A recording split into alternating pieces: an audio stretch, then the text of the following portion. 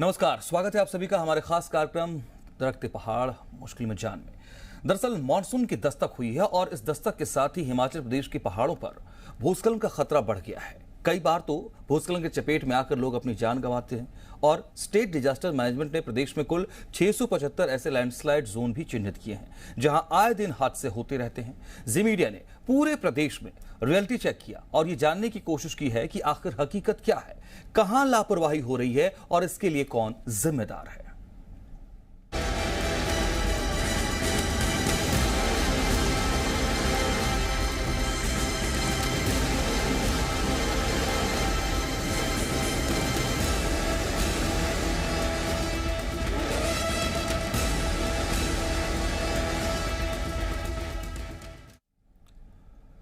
हिमाचल में आफत का मानसून एक बार फिर देखने को मिला है। दरअसल जिस तरीके की घटनाएं पिछले 24 घंटे में, पिछले 48 घंटों में हुई हैं, उससे यह कहा जा सकता है कि यह मानसून आफत बनकर आया है और आगे इसकी स्थिति और भयावह हो सकती है अगर ख्याल नहीं किया गया, चुनौतियों का सामना नहीं किया गया। ये बड़ी तस्वीरें इस वक्त आपके सामने मॉनिटर स्क्रीन पर हमने रखी हैं। एक बार तस्वीरों को देखिए और अंदाजा लगाइए पूरे प्रदेश में किस तरीके के हालात हो सकते हैं।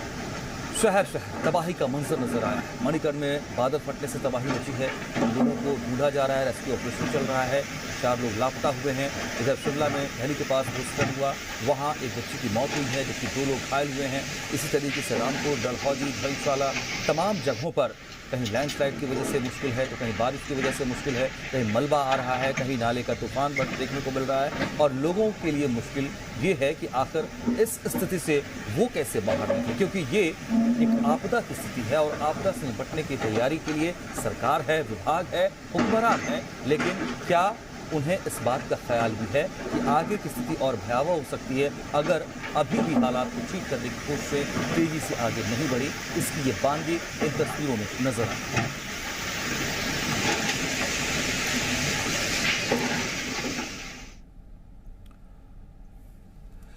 कुल्लू के मणिकर्ण में चोस गांव में बादल फटने से भारी तबाही हुई। एक घर मलबे की चपेट में आया और 4 लोग लापता हो गए। साथ ही कैंपिंग साइट भी तेज बहाव में बह गया। राज्य आपदा प्रबंधन बोर्ड के उपाध्यक्ष रणधीर शर्मा ने कहा कि चोस गांव में बादल फटने की जानकारी मिलते ही जिला प्रशासन, पुलिस प्रशासन, होमगार्ड के जवान और एनडीआरएफ की टीम भी जुट चुके हैं और संयुक्त रूप से ऑपरेशन शुरू कर दिया गया है। साथ ही कोशिश की जा रही है कि जो लोग लापता हुए हैं उन सभी को जल्द से जल्द ढूंढ लिया जाए। वहीं रणदीप शर्मा ने बताया कि मणिकर्ण के चोस गांव के अलावा कुल्लू जिला के ही मलाना गांव में भी भारी बारिश के चलते एक ही जगह काफी मात्रा में पानी इकट्ठा हुआ था। हालांकि वहां से एक महिला का शव बरामद हुआ है, लेकिन मौत के कारणों का अभी पता नहीं चला है। लेकिन ये 2 तस्वीरें मणिकर्ण में जो हादसा हुआ है उस बादल फटने के बाद का मंजर क्या है वो, और दूसरी तरफ प्रशासनिक अमले के साथ एनडीआरएफ की टीम भी अब रेस्क्यू ऑपरेशन में जुट चुकी है।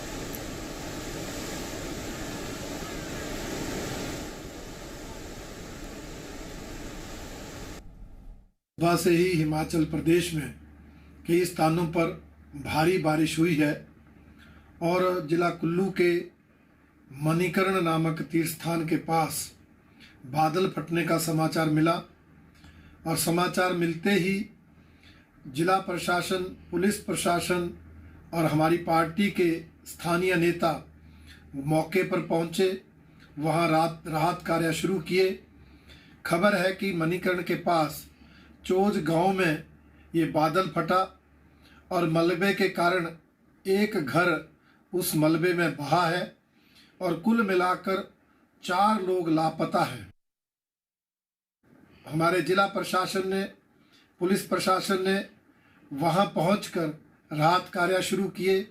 हमारे होमगार्ड के जवान राहत कार्य में लगे हैं और जल्दी ही एनडीआरएफ की टीम भी वहां पहुंच रही है जो राहत कार्यों में तेजी लाएगी और इस बात का पता लगाएगी कि जो लोग लापता हैं वो किस स्थिति में है, उनको निकाला जाए और अगर उनकी मृत्यु हो गई है तो वो शव उनके ढूंढे जाएं।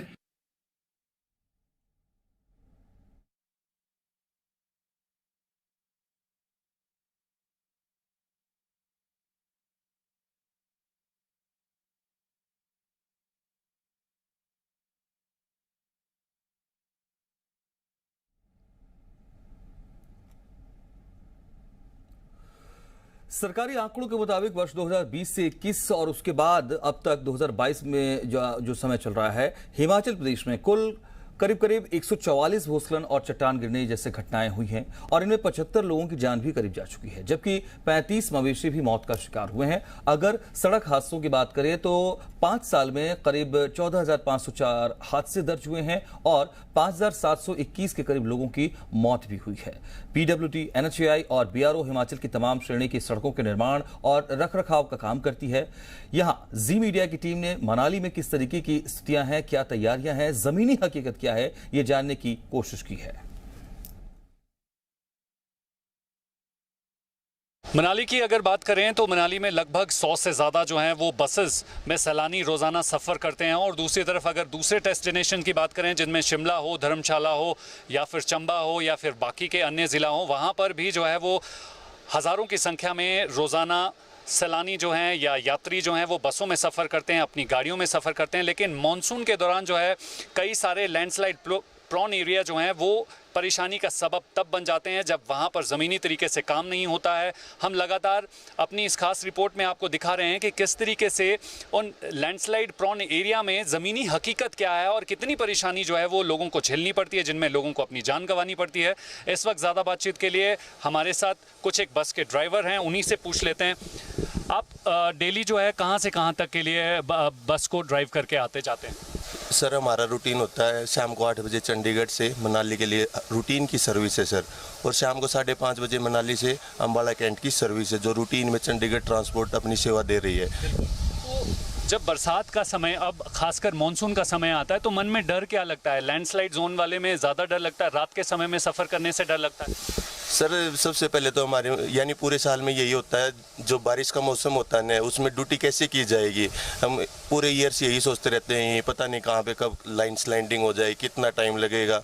अभी 30 तारीख को देखे जो लाइन स्लैंडिंग हुई थी शाम को 7 बजे हुई थी सर, और अगले दिन सुबह दोपहर के 1 बजे यहाँ पे पहुँचे थे और फिर नाइट में फिर वापस जाना होता है, इसलिए लाइन स्लैंडिंग का बहुत डर बना रहता है। नाइट की ड्यूटी में तो विशेषकर ऐसा मन में आता है भाई कहीं लाइन स्लैंडिंग नहीं हो जाए, जान का खतरा भी बना रहता है सर।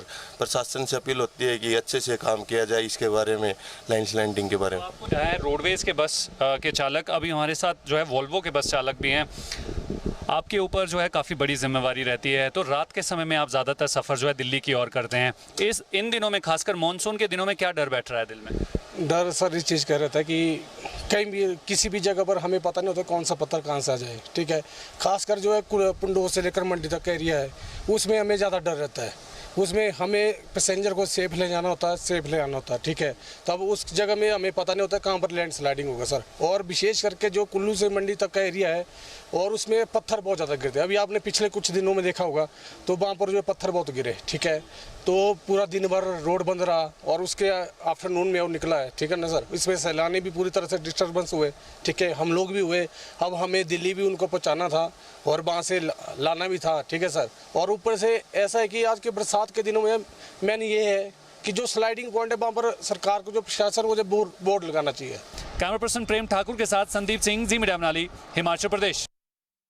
देखिए जहाँ पर इस प्रकार के जो फ्लड प्रोन एरियाज़ हैं या ब्लैक स्पॉट्स हैं उन पर सरकार प्राथमिकता के तौर पर काम करती रहती है, लेकिन कभी कभी मानसून में ये भी लगता है कि कुछ ऐसे भी क्षेत्र रहते हैं कि जो यानी ब्लैक स्पॉट्स में नहीं आते, तो उसके अतिरिक्त भी कई ऐसे स्थान पैदा हो जाते हैं। लेकिन निश्चित रूप से सरकार इन सारी बातों पर ध्यान दे रही है और जहाँ जहाँ पर इस प्रकार के स्पॉट्स हैं तो वहाँ पर विशेष निगरानी की जा रही है।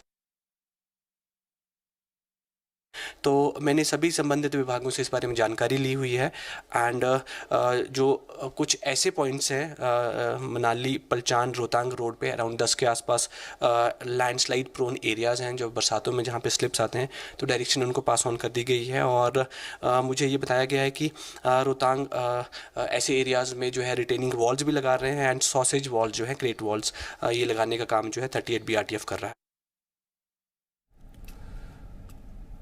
शिमला के ढली टनल के पास पेट्रोल पंप के नजदीक भूस्खलन हुआ और इसकी चपेट में सड़क किनारे सोई 3 युवतियां आ गईं। इनमें से 14 साल की एक बच्ची की मौत हो गई, जबकि 2 घायल हुई और इन्हें इलाज के लिए IGMC में भर्ती कराया गया। भूस्खलन की चपेट में 2 गाड़ियां भी आई हैं। स्थानीय पुलिस ने मौके पर पहुंचकर राहत और बचाव कार्य शुरू किया।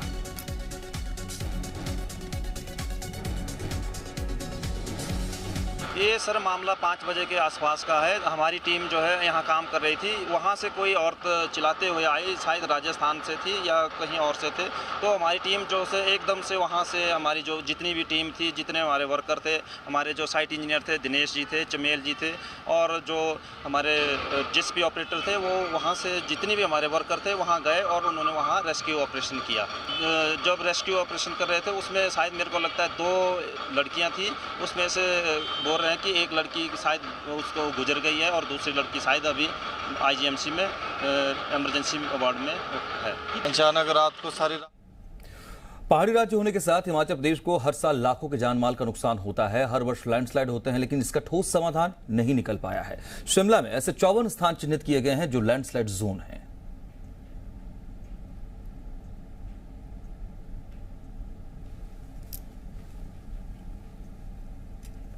पहाड़ी राज्य होने के साथ हिमाचल प्रदेश को हर साल कई तरह के नुकसान झेलने को मिलते हैं। वहीं अगर बात करें बरसात के समय में, तो बरसात के समय में लैंडस्लाइड और कई तरह की इस तरह की समस्याएं जो हैं वो पेश आती हैं। लेकिन उसके बाद भी हर साल उन्हीं जगहों पर अगर लैंडस्लाइड की बात करें तो होते हैं, लेकिन उसके बाद भी किसी न किसी तरह से कोई भी कार्रवाई जो है वो नहीं की जाती है और हर साल वही सेम समस्याएं जो है वो पेश आती हैं।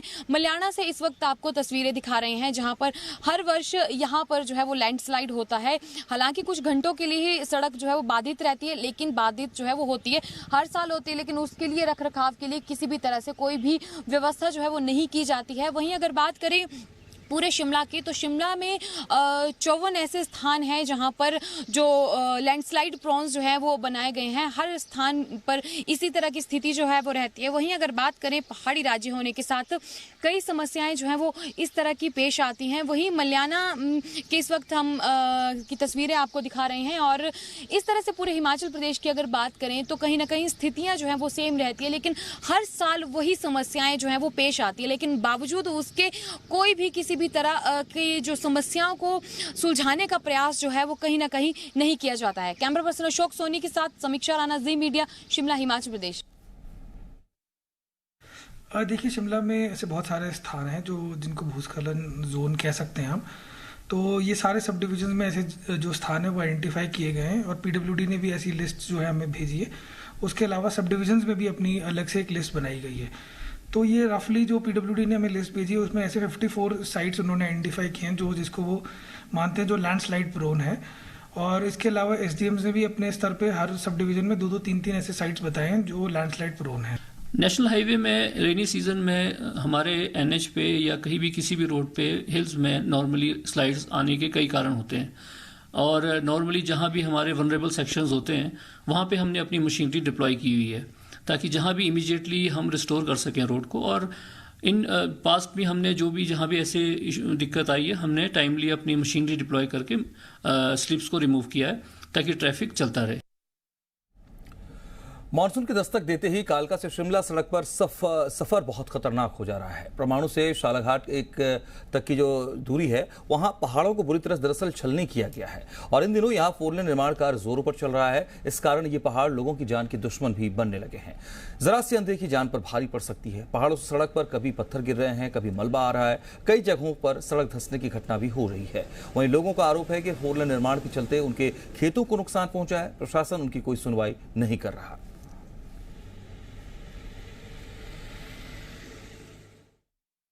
मॉनसून आते ही मौसम काफ़ी सुहावना हो जाता है और पहाड़ों की खूबसूरती हरियाली की वजह से देखते ही बनती है।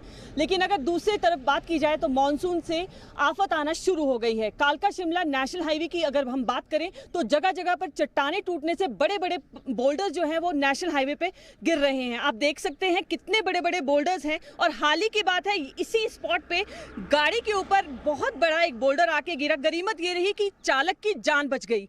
आपको बता दें कि प्रशासन से जब हमने इस बारे में बात की तो प्रशासन का कहना है कि वो जल्द ही एक मीटिंग करेंगे जिसमें डिसाइड होगा कि कौन कौन से ये ब्लैक स्पॉट एरियाज है जहां पे जो लैंडस्लाइड हो रहा है उन प्रोन एरियाज को मार्क किया जाएगा और वहां पे सिक्योरिटी मेजर्स लिए जाएंगे ताकि फ्यूचर में ऐसी भी कोई भी बड़ा हादसा ना हो। पूनम शर्मा, जी मीडिया, सोलन, हिमाचल प्रदेश। हमारे खेत तो पहले ही ख़त्म हो गई थी। हमने प्रशासन को बहुत बार इसके बारे में बताया, एसडीएम साहब को बताया, डीसी को भी बताया, पर अब एसडीएम भी बदली हो जाते हैं, पता नहीं क्या चला हुआ, हमारे को समझ नहीं, हमारी कोई सुनवाई नहीं हुई। अब हमारे घर तक के लिए खतरा हो गया हुआ जी इस चीज़ का कि अब खेत तो पहले ही चले गए थे, अब घर को खतरा है हमारे बनाओ, हमारे को घर रात को नींद नहीं आती है घर में। हमारी तो ये मांग जी, ऊपर से जो हमारे खेत आ गए नहीं, बड़े बड़े पत्थर आ रहे, शिले आ रही बड़े बड़े, उससे नुकसान है। एनएच नीचे नीचे गांव है, यहाँ पे ट्रैफिक आई है, ट्रैफिक भी कई बार हो गई है, डिस्टर्ब होती है। डर रहता है कि हमारे डंगर है, इधर को डंगर नहीं छोड़ सकते हम, बड़ा नुकसान हो रहा है जी हमारे को। ज़्यादातर तो हमारे स्कूल के बच्चों को भी बड़ी परेशानी आ रही है, और निचला जो मनसार गांव है वहाँ कोई पत्थर गए हैं और गाड़ियाँ भी टूटी है, बहुत नुकसान हो रहा है। और जो खेत है हमारे, थोड़ी थोड़ी ज़मीनें सब जिम्मेदारों के पास, वो सब नुकसान हो रहा है हमारा। सोलन में मानसून की बारिश के चलते कालका शिमला नेशनल हाईवे पर पहाड़ी से टूटकर सड़क पर बड़ी बड़ी चट्टानें आ गिरी और इससे लोगों की गाड़ियों को नुकसान हुआ है। बारिश से लोक निर्माण विभाग को भी लाखों की संपत्ति का नुकसान हुआ है। प्रशासन ने वाहन चालकों को एहतियात बरतने के लिए कहा। पर्यटकों और स्थानीय लोगों को अनावश्यक यात्रा से भी बचने की सलाह है। सोलन में नदी नालों का जलस्तर भी बढ़ने लगा है, इसे लेकर भी पुलिस ने अलर्ट जारी किया है।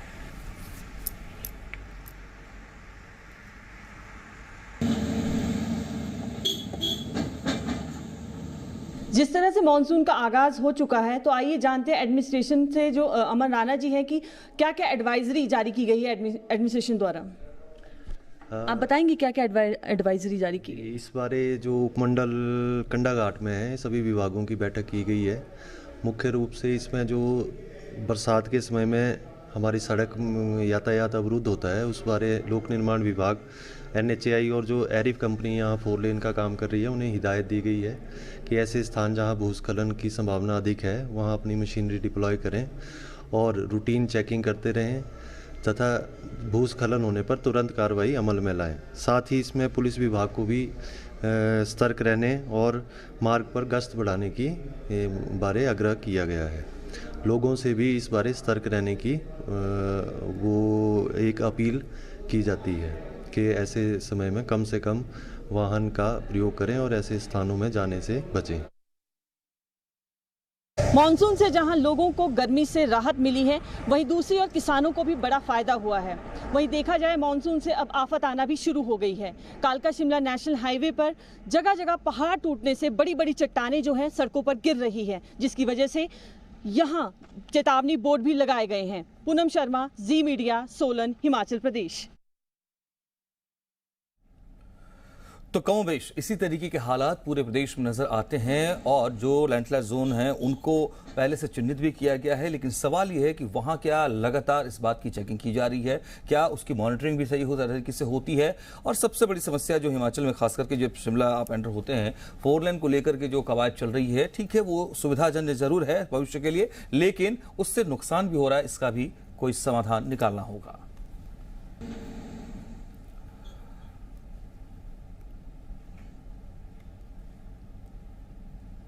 भारी बारिश की वजह से शिमला के झाकड़ी के पास बरौनी नाला में नेशनल हाईवे 5 बाधित हुआ। लंबे समय से नेशनल हाईवे अथॉरिटी ने नाले के पानी की निकासी के लिए कोई पुख्ता प्रबंध नहीं किया, ये आरोप लोगों का है। और यहां खनन नियमों को ताक पर रखकर पहाड़ों को सैकड़ों फीट तक खोदा भी गया है। नेशनल हाईवे अथॉरिटी के अधिकारी के मुताबिक भारी बारिश के कारण ही पानी बढ़ गया है और इस वजह से मलबा आया है।